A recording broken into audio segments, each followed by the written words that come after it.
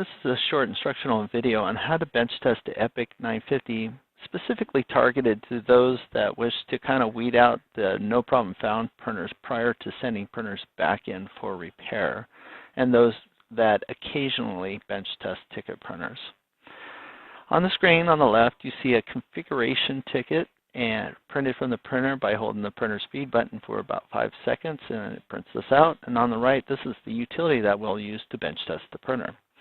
The reason why I'm showing you this configuration ticket is because of some of the settings on here. We want to configure the printer like this prior to bench testing. So here I'm showing S001 firmware. This happens to be one of our most generic firmwares, and this last 2 digits is the rev of that firmware. This is a popular firmware in your Konami and Atronic games. The reason why we want to do this is there's 3 possible interfaces: serial, Netplex, and USB, and then there's different protocols used with those interfaces, and there's different one-off firmwares done specifically for the game manufacturers that could change the behavior of the printer and possibly mislead you into thinking that there's something wrong with the printer when there's not. So for consistency, it's best to pre-flash the printer like I have this configuration ticket on the left prior to bench testing. There's some other information on here. I actually have dip switch 7 thrown in the non-default position. That's represented here with this 4.2. The reason why it doesn't, by default, it's normally 0.2 because dip switch 2 is the only one that's in the non-default position. But in this case, this is a hexadecimal number representing the dip switch positions. So dip switch 7 is on and dip switch 2 is on, even though this says 4.2, which is kind of misleading.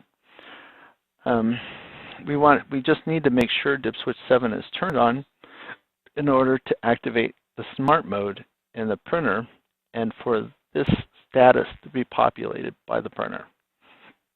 So if you're not getting status over here, most likely dip switch 7 is not on, or you need a power cycle after changing those dip switches in order for the printer to recognize the change. So let's go ahead and dig into it. The first thing is open port, and that'll open our communication port and allow us to change the settings. So if this is the first time through, we need to configure this.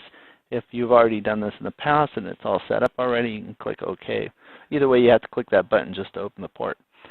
So in my case, I'm using COM port 2 for my interface to the printer. In your case, it might be COM 1, but it all depends on your PC. I'm going to configure the serial port, so let's click this Setup Serial Port button, and that's going to pop this dialog box. Notice these settings on here. They should match these settings on the configuration ticket. 96, 96, 8-bit, 8. No parity means none. 1-stop bit, X on, X off handshaking, or flow control.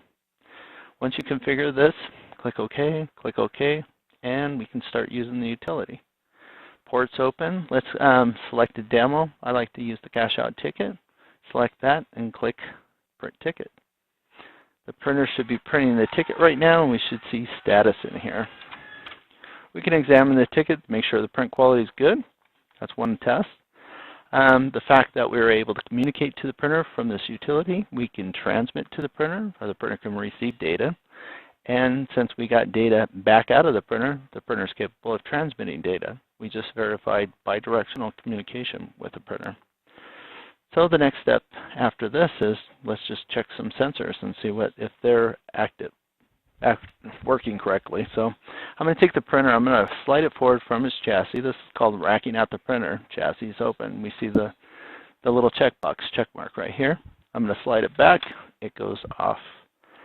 I'm going to take the paper stack, I'm going to lift it up in the ticket tray, and that should trigger a ticket low. And I'm going to drop that ticket stack back down, and that should clear off. Then I'm going to go ahead and open the printer's top cover. This is a critical error. For some reason, this utility just takes a little bit longer to react to that for some reason. I don't know why.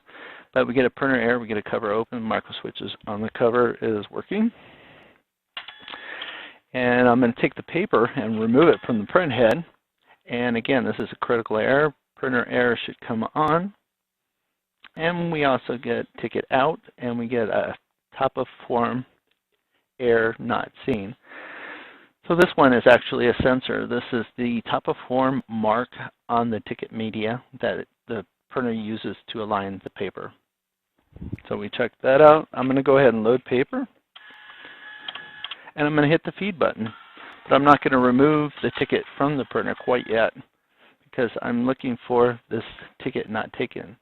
This is the sensor located near the exit of the ticket, exit of the printer.